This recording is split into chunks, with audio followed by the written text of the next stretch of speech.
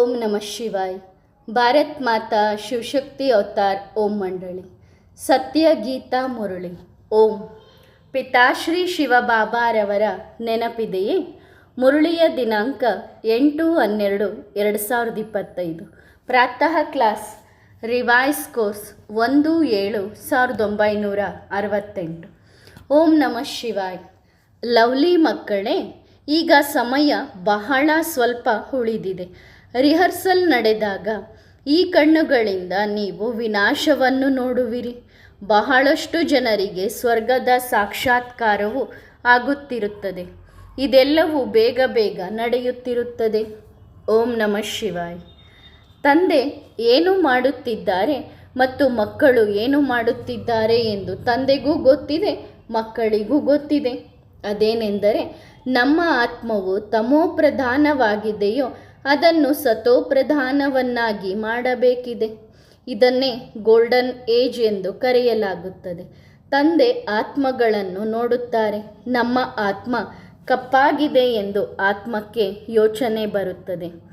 ಆತ್ಮದ ಕಾರಣ ಶರೀರವು ಕಪ್ಪಾಗಿದೆ. ಲಕ್ಷ್ಮೀನಾರಾಯಣರ ಮಂದಿರಕ್ಕೆ ಹೋಗುತ್ತಾರೆ. ಮುಂದೆ ಕಲ್ಪನೆಯಲ್ಲಿಯೂ ಜ್ಞಾನವಿರಲಿಲ್ಲ. ಮೊದಲು ಕಲ್ಪನೆಯಲ್ಲಿಯೂ ಜ್ಞಾನವಿರಲಿಲ್ಲ. ಇವರು ಸರ್ವಗುಣ ಸಂಪನ್ನರು ಎಂದು ನೋಡುತ್ತಿದ್ದರು. ನಾವು ಕಪ್ಪು ಭೂತಗಳಾಗಿದ್ದೇವೆ, ಆದರೆ ಜ್ಞಾನವಿರಲಿಲ್ಲ.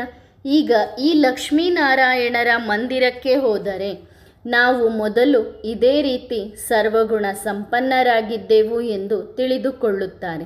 ಈಗ ಪತಿತ ಕಪ್ಪು ಭೂತಗಳಾಗಿದ್ದೇವೆ. ಅವರ ಮುಂದೆ ಹೋಗಿ ನಾವು ಕಪ್ಪಾಗಿದ್ದೇವೆ, ನಿರ್ಗುಣರಾಗಿದ್ದೇವೆ, ಪಾಪಿಗಳಾಗಿದ್ದೇವೆ ಎಂದು ಹೇಳುತ್ತಾರೆ. ಎದುರು ಬದುರು ಹೋಗಿ ಹೇಳುತ್ತಾರೆ. ಮದುವೆ ಮಾಡಿಕೊಳ್ಳುವಾಗಲೂ ಮೊದಲು ಲಕ್ಷ್ಮೀನಾರಾಯಣರ ಮಂದಿರಕ್ಕೆ ಕರೆದುಕೊಂಡು ಹೋಗುತ್ತಾರೆ. ಇಬ್ಬರೂ ಮೊದಲು ನಿರ್ವಿಕಾರಿಗಳಾಗಿರುತ್ತಾರೆ, ನಂತರ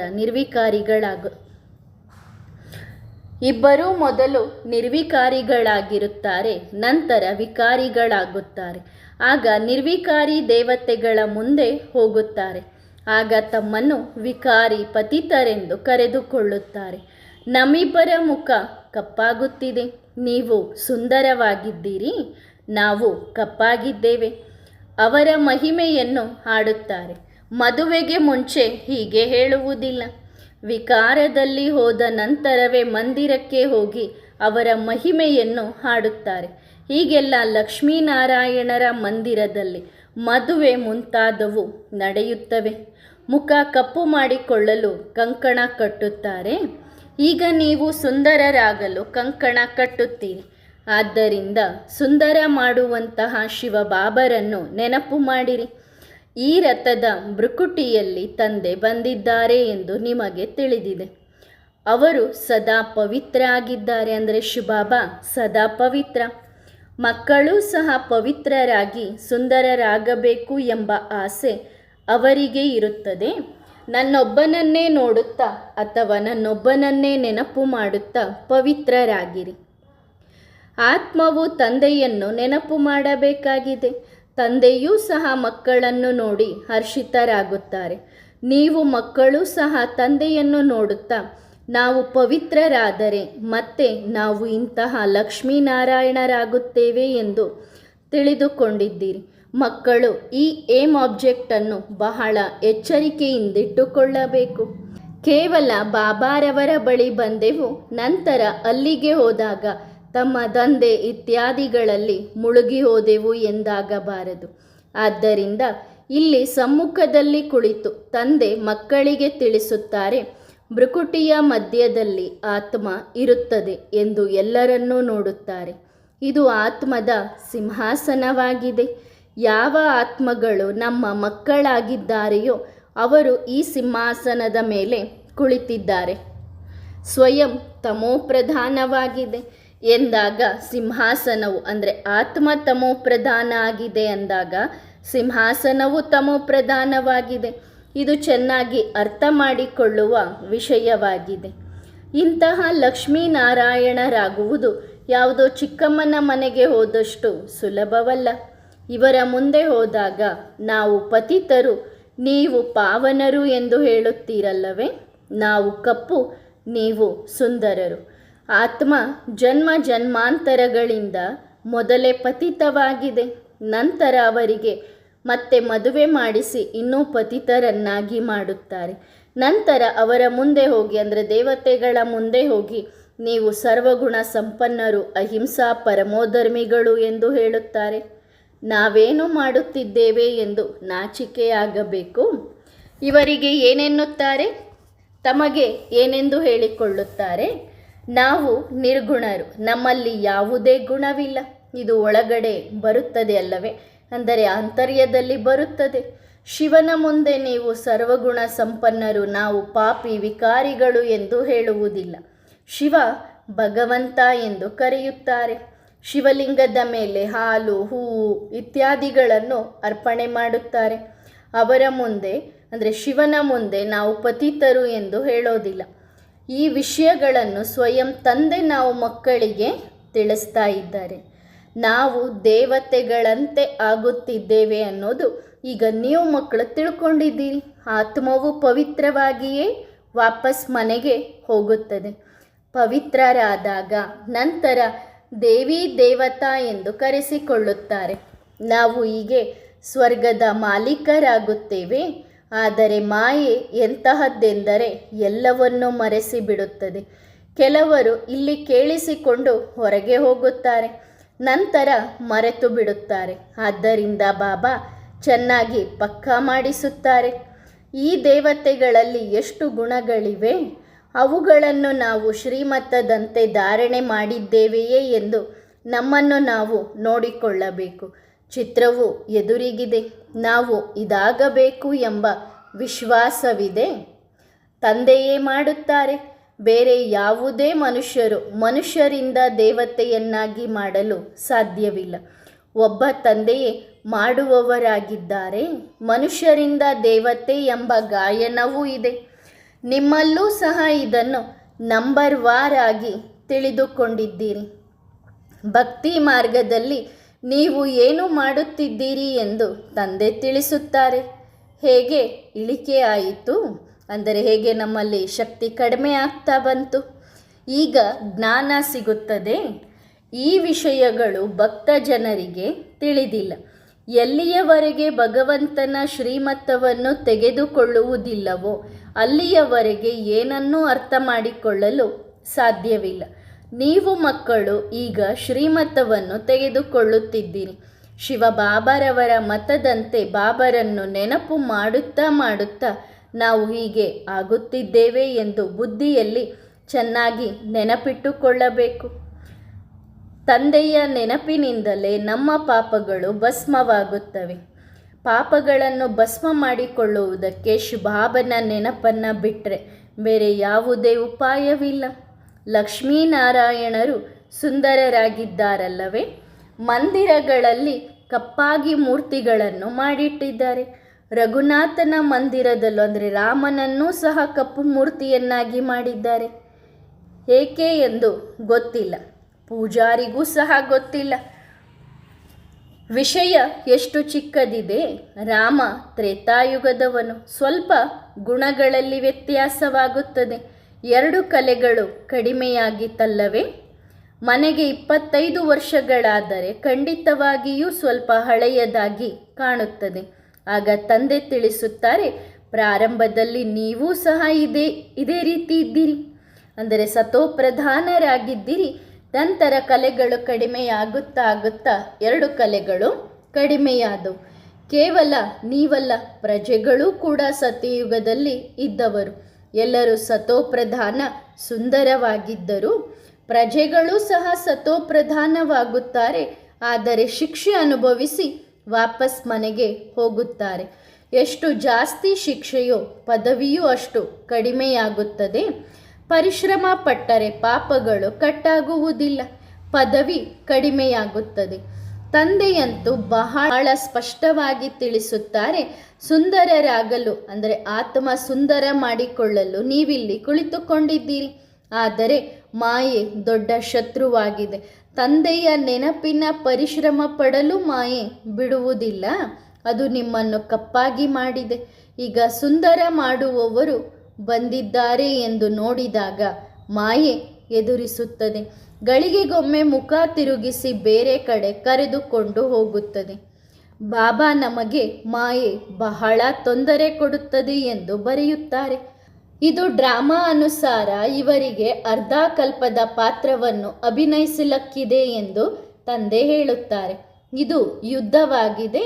ನೀವು ಸುಂದರ ಇದ್ದವರು ಕಪ್ಪು, ನಂತರ ಕಪ್ಪಾಗಿದ್ದವರು ಸುಂದರ ಹೇಗೆ ಆಗುತ್ತೀರಿ ಎಂಬುದು ಈ ಆಟವಾಗಿದೆ.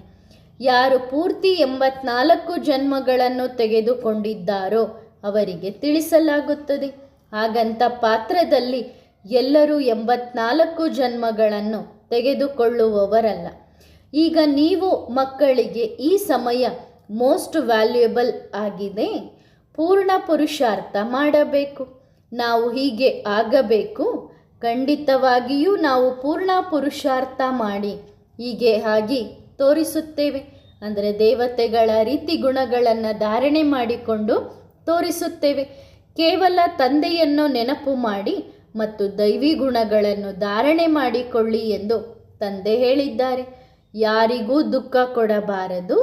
ಮಕ್ಕಳೇ, ಈಗ ತಪ್ಪುಗಳನ್ನು ಮಾಡುವುದು, ತಂದೆಯ ಮಾತನ್ನು ನಿರ್ಲಕ್ಷ್ಯ ಮಾಡುವುದನ್ನು ಮಾಡಬೇಡಿ. ಬುದ್ಧಿಯ ಯೋಗವನ್ನು ಒಬ್ಬ ತಂದೆಯೊಂದಿಗೆ ಜೋಡಿಸಿ. ನಿಮ್ಮ ಮೇಲೆ ನಾವು ಬಲಿಹಾರಿಯಾಗುತ್ತೇವೆ ಎಂದು ನೀವು ಪ್ರತಿಜ್ಞೆ ಮಾಡಿದ್ದೀರಿ. ಜನ್ಮ ಜನ್ಮಾಂತರಗಳಿಂದ ಪ್ರತಿಜ್ಞೆ ಮಾಡುತ್ತಾ ಬಂದಿದ್ದೀರಿ. ಬಾಬಾ, ನೀವು ಬಂದರೆ ನಾವು ನಿಮ್ಮ ಮತದಂತೆಯೇ ನಡೆಯುತ್ತೇವೆ, ಪಾವನರಾಗಿ ದೇವತೆಗಳಾಗುತ್ತೇವೆ. ಒಂದು ವೇಳೆ ಜೊತೆಗಾರರು ನಿಮ್ಮ ಸಾಥ್ ನೀಡದಿದ್ದರೆ ನೀವು ನಿಮ್ಮ ಪುರುಷಾರ್ಥ ಮಾಡಿ. ಇವರು ಅನ್ಯರಾಗಿದ್ದಾರೆ ಎಂದು ಕೂಡ ಬಾಬಾ ಹಾಗೆ ಇರಲಿಲ್ಲ. ಬಹಳ ಸೇವೆ ಮಾಡುತ್ತಾರೆ, ನೆನಪಿನಲ್ಲಿರುತ್ತಾರೆ. ಇದೂ ಸಹ ಗುಣವಲ್ಲವೇ? ಗೋಪರಲ್ಲಿಯೂ ಬಹಳ ಒಳ್ಳೊಳ್ಳೆಯ ಮಕ್ಕಳಿದ್ದಾರೆ. ಮಾಯೆಯ ಆಕರ್ಷಣೆ ಆಗುತ್ತದೆ ಎಂದು ಕೆಲವರು ಸ್ವಯಂ ತಿಳಿದುಕೊಳ್ಳುತ್ತಾರೆ. ಈ ಸರಪಳಿ ಕಳಚುವುದಿಲ್ಲ. ಗಳಿಗೆಗೊಮ್ಮೆ ನಾಮರೂಪದಲ್ಲಿ ಸಿಕ್ಕಿ ಹಾಕಿಸುತ್ತದೆ. ನಾಮರೂಪದಲ್ಲಿ ಸಿಕ್ಕಿ ಹಾಕಿಕೊಳ್ಳಬೇಡಿ, ನನ್ನಲ್ಲಿ ಸಿಕ್ಕಿ ಹಾಕಿಕೊಳ್ಳಿ ಎಂದು ತಂದೆ ಹೇಳುತ್ತಾರೆ. ಹೇಗೆ ನೀವು ನಿರಾಕಾರರು ಹಾಗೆ ನಾನೂ ಕೂಡ ನಿರಾಕಾರನಾಗಿದ್ದೇನೆ. ನೀವು ನಿರಾಕಾರ ಆತ್ಮ ಈ ಸಿಂಹಾಸನದ ಮೇಲೆ ಕುಳಿತಿದ್ದೀರಿ. ನಾನೂ ಸಹ ಈ ಸಿಂಹಾಸನದ ಮೇಲೆ ಟೆಂಪ್ರರಿಯಾಗಿ ಕುಳಿತಿದ್ದೇನೆ. ನಿಮ್ಮನ್ನು ತಂದೆಗೆ ಸಮಾನವನ್ನಾಗಿ ಮಾಡಬೇಕಾಗಿದೆ. ಅಂದರೆ ಆತ್ಮ ತಂದೆಯ ಸಮಾನ ಆಗಬೇಕು. ಟೀಚರ್ ತಮ್ಮನ್ನು ತನ್ನ ಸಮಾನರನ್ನಾಗಿ ಮಾಡಿಕೊಳ್ಳುತ್ತಾರಲ್ಲವೇ? ಸರ್ಜನನ್ನಾಗಿ, ಬಡಗಿಯನ್ನಾಗಿ ಮಾಡುತ್ತಾರೆ. ಇವರು ಬೇಹದ್ದಿನ ತಂದೆಯಾಗಿದ್ದಾರೆ. ಇವರ ಹೆಸರು ಪ್ರಸಿದ್ಧಿ ಇದೆ. ಹೇ ಪತಿತ ಪಾವನ, ಬನ್ನಿ ಎಂದು ಕರೆಯುತ್ತಾರೆ. ಶರೀರದ ಮೂಲಕ ಬಂದು ನಮ್ಮನ್ನು ಪಾವನರನ್ನಾಗಿ ಮಾಡಿ ಎಂದು ಆತ್ಮ ಕರೆಯುತ್ತದೆ.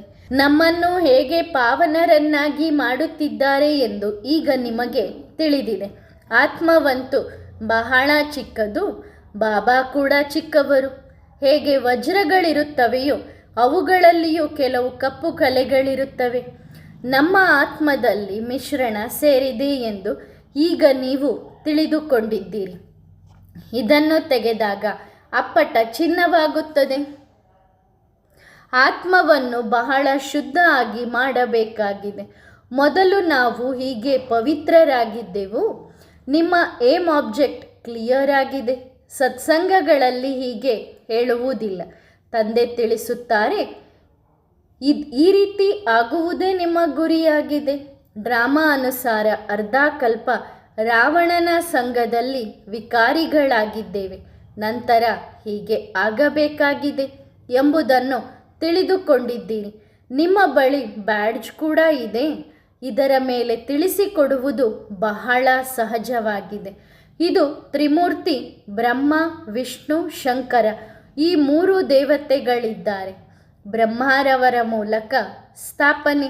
ಬ್ರಹ್ಮ ಮಾಡುವುದಿಲ್ಲ. ಇವರು ಪತಿತರಾಗಿದ್ದರು, ನಂತರ ಪಾವನರಾಗುತ್ತಾರೆ. ಇವರು ಪತಿತರಿದ್ದರೆ ನಂತರ ಪಾವನರಾಗುತ್ತಾರೆ ಎಂಬುದು ಮನುಷ್ಯರಿಗೆ ಗೊತ್ತಿಲ್ಲ. ಶಿಕ್ಷಣದ ಗುರಿ ಎತ್ತರವಾಗಿದೆ ಎಂದು ಈಗ ನೀವು ಮಕ್ಕಳು ತಿಳಿದುಕೊಂಡಿದ್ದೀರಿ. ಜ್ಞಾನವಿರುವುದೇ ಬಾಬಾರವರಲ್ಲಿ. ಅವರು ಯಾರಿಂದಲೂ ಓದಿದವರಲ್ಲ. ಡ್ರಾಮಾ ಪ್ಲಾನ್ ಅನುಸಾರ ಇವರಲ್ಲಿ ಜ್ಞಾನವಿದೆ. ಇವರಲ್ಲಿ ಜ್ಞಾನ ಎಲ್ಲಿಂದ ಬಂತು ಎಂದು ಕೇಳುವಂತಿಲ್ಲ. ಅವರು ಜ್ಞಾನ ಪೂರ್ಣ ಆಗಿದ್ದಾರೆ. ಅವರೇ ಪಾವನರನ್ನಾಗಿ ಮಾಡುತ್ತಾರೆ. ಕಲ್ಲು ಬುದ್ಧಿಯ ಮನುಷ್ಯರು ಏನನ್ನೂ ಅರ್ಥ ಮಾಡಿಕೊಳ್ಳುವುದಿಲ್ಲ.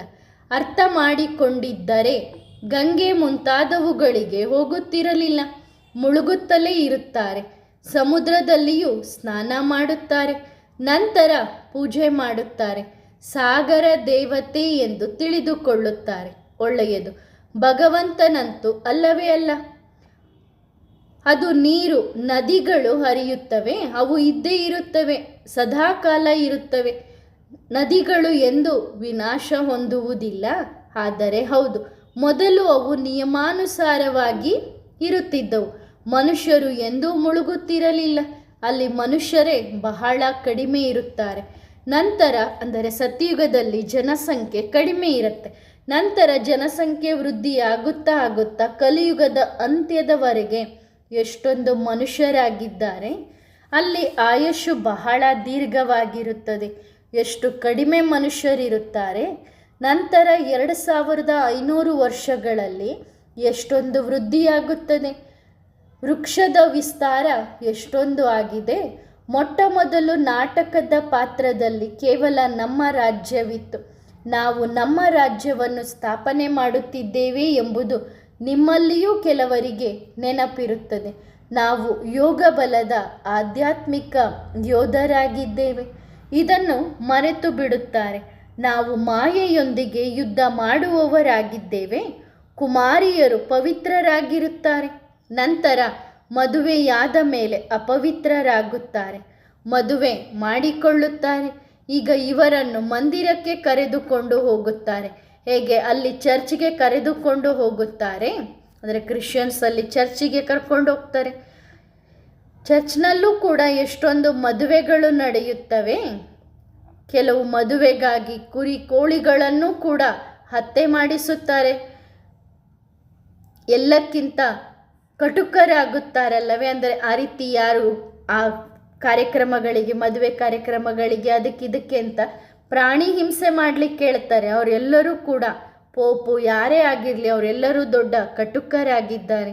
ಈ ದಂಧೆಯನ್ನು ಯಾರು ಮಾಡುತ್ತಾರೆ ಅವರಿಗೆ ದೊಡ್ಡ ಕಟುಕರು ಎಂದು ಹೇಳಲಾಗುತ್ತದೆ. ಈಗ ಅವರಿಗೆ ಏನನ್ನಬೇಕು? ನಮ್ಮ ಜ್ಞಾನದ ಅನುಸಾರ ಚರ್ಚ್ ಟವರ್ ಆಫ್ ಸೈಲೆನ್ಸ್ ಎಂದು ಹೇಳ್ತಾರೆ. ಆದರೆ ಅದು ಅಲ್ಲ. ದೊಡ್ಡ ಚರ್ಚ್ ರೋಮ್ನಲ್ಲಿದೆ. ಅಲ್ಲಿ ಎಷ್ಟೊಂದು ಪಾಪದ ಜನರು ಇದ್ದಾರೆ. ಸ್ವಯಂ ಭಗವಂತನೆಂದು ಯಾರು ಕರೆಸಿಕೊಳ್ಳುತ್ತಾರೆ, ಅವರು ಯಾರೇ ಆಗಿರಲಿ, ಸನ್ಯಾಸಿಗಳಾಗಿರ್ಬೋದು, ಪೋಪ್ ಆಗಿರ್ಬೋದು, ಯಾರೇ ಆಗಿರಲಿ, ನಾನೇ ಭಗವಂತ ಅಂತ ಯಾರು ಕರ್ಕೊಳ್ತಾರೆ ಅವರೇ ದೊಡ್ಡ ಪಾಪಿಗಳು ಎಂದು ತಂದೆ ಹೇಳುತ್ತಾರೆ. ಈಗ ಈ ವಿಷಯಗಳನ್ನು ನೀವು ಮಕ್ಕಳು ಅರ್ಥ ಮಾಡ್ಕೊಂಡಿದ್ದೀರಿ. ಬೇರೆ ಯಾರು ಅರ್ಥ ಮಾಡಿಕೊಳ್ಳಲಾರರು. ಈಗ ಈ ರಾಜಧಾನಿ, ದೇವತಾ ರಾಜಧಾನಿ ಸ್ಥಾಪನೆಯಾಗ್ತಾ ಇದೆ. ನಾವು ಮಾಡುತ್ತಿದ್ದೇವೆ. ಏಮ್ ಆಬ್ಜೆಕ್ಟ್ ಇದಾಗಿದೆ. ಹೀಗೆ ಆಗಲು ಇವರ ಮೂಲಕ ಬಾಬಾ ನಮ್ಮನ್ನು ಈ ದೇವತೆಯನ್ನಾಗಿ ಮಾಡುತ್ತಾರೆ. ಹಾಗಾದರೆ ಏನು ಮಾಡಬೇಕು? ತಂದೆಯನ್ನು ನೆನಪು ಮಾಡಬೇಕಲ್ಲವೇ? ಇವರು ಏಜೆಂಟ್ ಆದರು, ಅಂದರೆ ಬ್ರಹ್ಮ ಬಾಬಾ ಮಧ್ಯವರ್ತಿಯಾಗಿದ್ದಾರೆ. ಸದ್ಗುರು ದಲ್ಲಾಲ್ನ ರೂಪದಲ್ಲಿ ಸಿಕ್ಕಿದರು ಎಂಬ ಗಾಯನವೂ ಇದೆ. ಬಾಬಾ ಕೂಡ ಶರೀರವನ್ನು ತೆಗೆದುಕೊಳ್ಳುತ್ತಾರೆ. ಆಗ ಇವರು ಮಧ್ಯದಲ್ಲಿ ದಲ್ಲಾಳಿಯಾದರು. ನಂತರ ನಿಮ್ಮ ಯೋಗವನ್ನು ಶಿವಬಾಬಾರವರೊಂದಿಗೆ ಜೋಡಿಸುತ್ತಾರೆ. ಉಳಿದಂತೆ ನಿಶ್ಚಿತಾರ್ಥ ಇತ್ಯಾದಿಗಳ ಹೆಸರನ್ನು ತೆಗೆದುಕೊಳ್ಳಬೇಡಿ. ಶಿವಬಾಬಾ ಇವರ ಮೂಲಕ ನಮ್ಮ ಆತ್ಮವನ್ನು ಪವಿತ್ರವನ್ನಾಗಿ ಮಾಡುತ್ತಾರೆ. ಹೇ ಮಕ್ಕಳೇ, ನನ್ನನ್ನು, ನಿಮ್ಮ ತಂದೆಯನ್ನು, ಅಂದರೆ ತಂದೆಯಾದ ನನ್ನನ್ನು ನೆನಪು ಮಾಡಿ ಎಂದು ಶಿವಬಾಬಾ ಹೇಳುತ್ತಾರೆ. ನನ್ನನ್ನು ನೆನಪು ಮಾಡಿ ಎಂದು ಬೇರೆ ಯಾವ ಮನುಷ್ಯರೂ ಹೇಳುವುದಿಲ್ಲ. ನೀವು ತಂದೆಯ ಜ್ಞಾನವನ್ನು ಹೇಳುತ್ತೀರಿ. ಇದನ್ನು ತಂದೆ ಚೆನ್ನಾಗಿ ತಿಳಿಸುತ್ತಾರೆ. ಮುಂದೆ ಹೋಗುತ್ತಾ ಬಹುಶಃ ಬಹಳಷ್ಟು ಜನರಿಗೆ ಸಾಕ್ಷಾತ್ಕಾರವಾಗುತ್ತದೆ. ಆಗ ಮನಸ್ಸಿನೊಳಗೆ ಪಶ್ಚಾತ್ತಾಪವಾಗುತ್ತದೆ, ನಾವು ಆವಾಗ ಅರ್ಥ ಮಾಡಿಕೊಳ್ಳಿಲ್ಲ ಅಂತ. ಈಗ ಸಮಯ ಬಹಳ ಕಡಿಮೆ ಇದೆ ಎಂದು ತಂದೆ ಹೇಳುತ್ತಾರೆ. ರಿಹರ್ಸಲ್ ನಡೆದಾಗ ಈ ಕಣ್ಣುಗಳಿಂದ ನೀವು ವಿನಾಶವನ್ನು ನೋಡುವಿರಿ. ಬಹಳಷ್ಟು ಜನರಿಗೆ ಸ್ವರ್ಗದ ಸಾಕ್ಷಾತ್ಕಾರವೂ ಆಗುತ್ತದೆ. ಇದು ಕೂಡ ಬೇಗ ಬೇಗ ಆಗುತ್ತದೆ. ಜ್ಞಾನ ಮಾರ್ಗದಲ್ಲಿ ಎಲ್ಲವೂ ರಿಯಲ್ ಆಗಿದೆ. ಭಕ್ತಿಯಲ್ಲಿ ಅನುಕರಣೆ ಇದೆ. ಕೇವಲ ಸಾಕ್ಷಾತ್ಕಾರ ಮಾಡಿಕೊಂಡರು. ಆದರೆ ಅದರಂತೆ ಆದರೇನು? ನೀವಂತೂ ಆಗುತ್ತೀರಿ. ಏನನ್ನು ಸಾಕ್ಷಾತ್ಕಾರ ಮಾಡಿಕೊಂಡಿದ್ದಾರೋ ಅದನ್ನು ಈ ಕಣ್ಣುಗಳಿಂದ ನೋಡುತ್ತಾರೆ. ವಿನಾಶವನ್ನು ನೋಡುವುದು ಅದೇನು ಚಿಕ್ಕಮ್ಮನ ಮನೆಯಷ್ಟು ಸುಲಭವಲ್ಲ. ಆ ಮಾತನ್ನೇ ಕೇಳಬೇಡಿ. ಒಬ್ಬರ ಎದುರು ಇನ್ನೊಬ್ಬರು ಕೊಲೆ ಮಾಡುತ್ತಿರುತ್ತಾರೆ. ಮೊದಲು ಎಲ್ಲರೂ ಒಂದಾಗಿದ್ದರು. ಈಗ ಗವರ್ನಮೆಂಟ್ ಬೇರೆ ಬೇರೆ ಮಾಡುತ್ತಾ ಹೋಗುತ್ತದೆ. ಎರಡು ಕೈ ಸೇರಿದರೆ ಚಪ್ಪಾಳೆ ಆಗುತ್ತದೆ. ಇಬ್ಬರು ಸಹೋದರರನ್ನು ಬೇರೆ ಮಾಡಿ ಬಿಡುತ್ತಾರೆ. ಪರಸ್ಪರ ಕುಳಿತು ಜಗಳವಾಡಿ. ಇದು ಸಹ ಡ್ರಾಮಾ ರಚಿತವಾಗಿದೆ. ಈ ರಹಸ್ಯವನ್ನು ಅರ್ಥ ಮಾಡಿಕೊಳ್ಳುವುದೇ ಇಲ್ಲ. ಇಬ್ಬರನ್ನು ಬೇರೆ ಬೇರೆ ಮಾಡಿದರೆ ಜಗಳವಾಡುತ್ತಲೇ ಇರುತ್ತಾರೆ. ಈಗ ಬಾಂಬ್ಸ್ ಇತ್ಯಾದಿಗಳನ್ನು ಎಷ್ಟೊಂದು ಇಟ್ಟುಕೊಂಡಿದ್ದಾರೆ.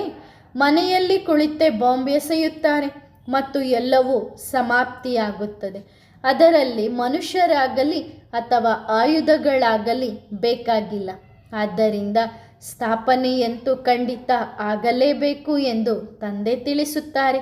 ಯಾರು ಎಷ್ಟು ಪುರುಷಾರ್ಥ ಮಾಡುತ್ತಾರೋ ಅಷ್ಟು ಉನ್ನತ ಪದವಿಯನ್ನು ಪಡೆಯುತ್ತಾರೆ. ಬಹಳಷ್ಟು ಅರ್ಥ ಮಾಡಿಕೊಳ್ಳುತ್ತಾರೆ. ಎಲ್ಲೇ ನೋಡಿದರೂ ಲಕ್ಷ್ಮೀನಾರಾಯಣರ ಅಥವಾ ಶಿವನ ಮಂದಿರವಿದೆ. ಅಲ್ಲಿ ಪಕ್ಕದಲ್ಲಿ ಕಸಾಯಿಖಾನೆಯೂ ಇರುತ್ತದೆ. ತಂದೆ ತಿಳಿಸುತ್ತಾರೆ, ಕಾಮ ಮಹಾಶತ್ರುವಾಗಿದೆ. ನೀವೇನು ಮಾಡುತ್ತಿದ್ದೀರಿ? ಮುಖ ಕಪ್ಪಗೆ ಮಾಡಿಕೊಳ್ಳುತ್ತಾ ಕಪ್ಪಾಗಿ ಹೋಗಿದ್ದೀರಿ. ನೀವು ಈ ಮಂದಿರವನ್ನು ಕಟ್ಟಿದ್ದೀರಿ. ಅಲ್ಲಿ ಮತ್ತೆ ಪಕ್ಕದಲ್ಲಿ ಮದುವೆಗಾಗಿ ವ್ಯವಸ್ಥೆಗಳನ್ನು ಮಾಡಿರುತ್ತಾರೆ. ಇದು ಸಹ ಪಾಪದ ಕೆಲಸ. ಈಗ ಭಗವಂತ ನಮ್ಮನ್ನು ಸುಂದರ ದೇವತೆಯನ್ನಾಗಿ ಮಾಡಲು ಬಂದಿದ್ದಾರೆ. ಈ ಕಾಮ ಕಟಾರಿಯಿಂದ ಭಗವಂತನಿಂದ ದೂರ ಆಗುತ್ತಾ ಹೋಗುತ್ತೇವೆ. ಈ ಕಾಮ ಕಟ್ಟಾರಿಯನ್ನು ಬಳಸಬೇಡಿ ಎಂದು ಭಗವಂತ ಹೇಳುತ್ತಾರೆ. ಕಾಮ ವಿಕಾರವನ್ನು ಗೆದ್ದವರು ಜಗಜ್ಜೀತರಾಗುತ್ತಾರೆ. ಆದರೆ ನೀವ್ಯಾಕೆ ಇಂತಹ ಪಾಪದ ಕೆಲಸ ಮಾಡುತ್ತೀರಿ? ಕೊನೆಯಲ್ಲಿ ಯಾರಿಗಾದರೂ ಬಾಣ ನಾಟಿಯೇ ನಾಟುತ್ತದೆ. ಆದರೆ ಸ್ವಲ್ಪ ತಡವಾಗಿ. ಆಗ ನಿಮ್ಮ ಪ್ರಚಾರ ಜೋರಾಗಿ ಆಗುತ್ತದೆ. ಇವರು ಏನು ಹೇಳುತ್ತಿದ್ದಾರೆ ಎಂದು ಸನ್ಯಾಸಿ ಮುಂತಾದವರಿಗೂ ಅರ್ಥವಾಗುತ್ತದೆ. ಯಾರು ಈಗ ತಮ್ಮನ್ನು ಈಶ್ವರ ಎಂದು ಹೇಳಿಕೊಳ್ಳುತ್ತಾರೋ, ನಾನೇ ಭಗವಂತ ಎಂದು ಯಾರು ಹೇಳಿಕೊಳ್ಳುತ್ತಾರೋ ಅವರು ಪಾಪಾತ್ಮರಾಗಿದ್ದಾರೆ. ಅವರು ಪೋಪ್ ಆಗಿರಲಿ, ಸನ್ಯಾಸಿಯಾಗಿರಲಿ, ಯಾರೇ ಆಗಿರಲಿ, ಯಾರು ನಾನೇ ಭಗವಂತ ಅಂತ ಕರೆಸ್ಕೊಳ್ತಾರೆ ಅವರು ಎಲ್ಲರೂ ಸಹ ಪಾಪಾತ್ಮರೇ. ಆ ರೀತಿ ನೋಡೋದಾದರೆ ಪೋಪ್ಗಳು ಎಂದೂ ತಮ್ಮನ್ನು ಭಗವಂತ ಎಂದು ಕರೆಸಿಕೊಳ್ಳುವುದಿಲ್ಲ. ಇವರು ತಮ್ಮನ್ನು ಭಗವಂತ ಎಂದು ಹೇಳುತ್ತಾರೆ. ಭಾರತವು ಎಲ್ಲಕ್ಕಿಂತ ತಮೋಪ್ರಧಾನವಾಗಿದೆ. ಭಿಕ್ಷೆ ಬೇಡುತ್ತದೆ, ಸಾಲ ತೆಗೆದುಕೊಂಡು ನಂತರ ಬೇರೆಯವರಿಗೆ ಕೊಡುತ್ತಾರೆ. ಕೆಲವರು ಹೇಳುತ್ತಾರೆ, ಸಾಲ ಮಾಡಿಯಾದರೂ ಊಟ ಮಾಡಿರಿ, ತುಪ್ಪ ತಿನ್ನಿರಿ ಅಂತ. ತಂದೆ ಹೇಳ್ತಾರೆ, ತಲೆಯ ಮೇಲೆ ಎಷ್ಟೊಂದು ಸಾಲ ಇದೆ, ಎಷ್ಟೊಂದು ನಷ್ಟವಾಗುತ್ತದೆ. ಇದೆಲ್ಲವೂ ಡ್ರಾಮಾದಲ್ಲಿ ನಿಗದಿಯಾಗಿದೆ. ಬಾಂಬ್ಸ್ಗಳನ್ನು ಮಾಡಿರುವುದು ಇಟ್ಟುಕೊಳ್ಳುವುದಕ್ಕಲ್ಲ. ಒಬ್ಬರಿಗೊಬ್ಬರು ಒಡೆದಾಡುತ್ತಲೇ ಇರುತ್ತಾರೆ. ಅವರು ಒಬ್ಬರನ್ನೊಬ್ಬರು ಬೇರೆ ಮಾಡುತ್ತಲೇ ಇರುತ್ತಾರೆ. ಇಲ್ಲಿ ತಂದೆ ನಿಮ್ಮನ್ನು ಒಂದುಗೂಡಿಸುತ್ತಲೇ ಇರುತ್ತಾರೆ. ತಮ್ಮನ್ನು ಸಹೋದರ ಸಹೋದರ ಎಂದು ತಿಳಿದುಕೊಳ್ಳಿ. ತಂದೆಗೆ ಸಮಾನರಾಗಬೇಕು. ತಂದೆ ಜ್ಞಾನದ ಸಾಗರ, ಶಾಂತಿಯ ಸಾಗರ ಆಗಿದ್ದಾರೆ. ಮಕ್ಕಳೂ ಸಹ ಹಾಗೆ ಆಗಬೇಕು. ಒಳ್ಳೆಯದು. ಆತ್ಮಿಕ ಬಾಪ್ ದಾದಾರವರ ಆತ್ಮಿಕ ಮಕ್ಕಳಿಗೆ ನೆನಪು, ಪ್ರೀತಿ ಮತ್ತು ನಮಸ್ತೆ. ವರದಾನ: ಸ್ಮೃತಿ ಸ್ವರೂಪರಾಗಿರಿ. ಬಾಪ್ತಾದ ಮಕ್ಕಳಿಗೆ ಪ್ರತಿ ಸಮಯದ ಸ್ಮೃತಿಗಾಗಿ ಡೈರೆಕ್ಷನ್ಸ್ ನೀಡಿದ್ದಾರೆ. ಅಮೃತ ವೇಳೆಯ ಸ್ಮೃತಿ ಸ್ವರೂಪ ಈಶ್ವರಿಯ ಶಿಕ್ಷಣ, ಕರ್ಮ ಮಾಡುತ್ತಾ ಕರ್ಮಯೋಗಿಯಾಗಿರುವುದು, ಟ್ರಸ್ಟಿಯಾಗಿ ಶರೀರ ನಿರ್ವಹಣೆಗಾಗಿ ವ್ಯವಹಾರದ ಸಮಯ, ಅನೇಕ ವಿಕಾರಿ ಆತ್ಮಗಳ ಸಂಪರ್ಕಕ್ಕೆ ಬರುವ ಸಮಯ, ಅನೇಕ ಪ್ರಕಾರದ ಆತ್ಮಗಳ ವೈಬ್ರೇಷನ್ಸನ್ನು ಪರಿವರ್ತನೆ ಮಾಡುವ ಸಮಯದ ಸ್ಮೃತಿ ಸ್ವರೂಪರಾಗುವ ವಿಧಿಯನ್ನು ತಂದೆ ತಿಳಿಸಿದ್ದಾರೆ. ಈಗ ಸ್ಮೃತಿ ಸ್ವರೂಪರಾಗಿರಿ. ಒಳ್ಳೆಯದು. ಓಂ ನಮಃ ಶಿವಾಯ.